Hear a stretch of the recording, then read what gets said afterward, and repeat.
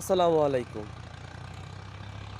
প্রায় এক যুগ পর ইন্ডিয়ার বিরাট কোহলি দিল্লির অরুণ জেটলি স্টেডিয়ামে রঞ্জি ট্রফির ম্যাচ খেলতে নেমেছে।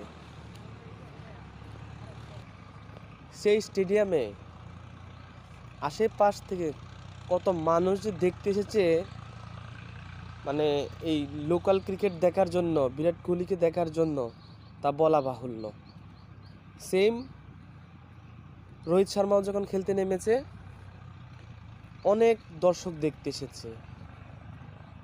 পক্ষান্তরে আমাদের বাংলাদেশে সাকিব ভাই, তামিম ভাই, মাশরাফি ভাই, মাহমুদুল্লাহ ভাই, মুশফিক ভাই, ওনারাও জাতীয় দলের পাশাপাশি লোকাল ক্রিকেটটা খেলেন।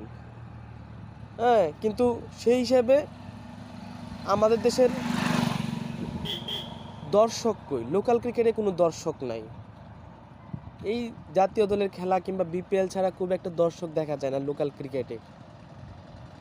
তার উপর এই বিপিএলে এসে আবার লিটন ভাইদের মতন প্লেয়ারদের মানে দৌড়ধ্বনি শুনতে হয়।